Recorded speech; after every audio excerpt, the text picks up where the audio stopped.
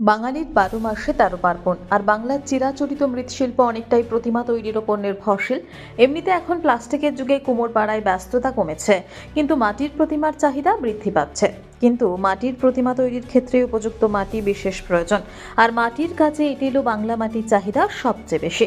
কিন্তু এখন বলা ভালো, গত ১৫ বছরে মাটি বিক্রির বড় সড় সব সক্রিয় চক্র রয়েছে। মাটি মাফিয়ার দৌরাত্ম্য তুঙ্গে, ব্যতিক্রম নয় আমতা বিধানসভা এলাকাও। আর স্বভাবে নিরীহ মৃৎশিল্পীরা মাটি মাফিয়াদের সঙ্গে পাল্লা দিয়ে উপযুক্ত মাটি নিতে নারাজ। জানা গিয়েছে, আমতা বিধানসভা কেন্দ্রের মৃৎশিল্পীরা মাটির জন্য হয়রানি থেকে রেহাই পেতে দ্বারস্থ হয়েছিলেন আমতার বিধায়ক অমিত সামন্তের। উদ্যোগ নেন অমিত বাবু। তিনি মৃৎশিল্পীদের মাটির সমস্যা মেটাতে আশ্বাস দেন। অমিত বাবু জানান, আপাতত থানাগুলির সঙ্গে কথা বলে মাটি তোলার জন্য মৃৎশিল্পীদের একটি কার্ড করে দেওয়া হবে, যাতে পুলিশ ও মাটি মাফিয়ারা এনাদের সমস্যা না করেন। সমস্যা তো আমাদের আছে, যে মাটি পাওয়া, মাটি তোলা নিয়ে। কারণ ওনাদের নাম করে বিভিন্ন রকম মানুষ বা বিভিন্ন মাটি মাফিয়া যারা মাটির সঙ্গে কারবারির সঙ্গে যুক্ত, তারা বিজনেস স্বার্থে তারা কিন্তু মাটি তুলে নিয়ে যায়।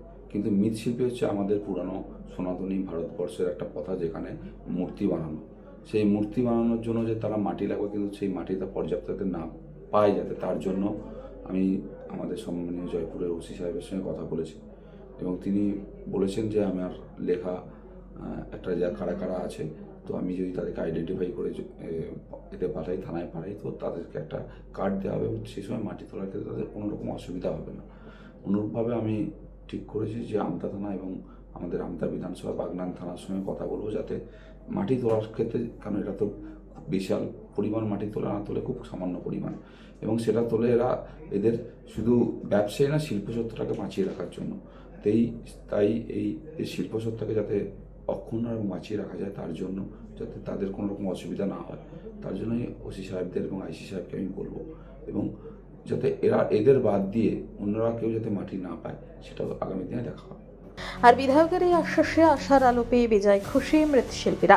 তাই আগামী দিনে মাটি পাট করতে শ্রম কম লাগবে বলেই অভিমত আমতা বিধানসভার মৃৎশিল্পীদের। মাটি নিয়ে তো মাটি তো পাওয়াই যাচ্ছে না, মাটি পাওয়া যাচ্ছে না বলেই এটা অসুবিধা হচ্ছে। আর বিধায়ক বলেছে আমরা মাটির ব্যবস্থা করে দেবো, থানার সঙ্গে যোগাযোগ করে দেবো। তা থানা যদি আমাদের অনুমতি দেয়, তাহলে আমাদের কাজ হবে আর মাটি আনতে পারবো, নাহলে আমাদের খুব অসুবিধায় পড়ে যাব।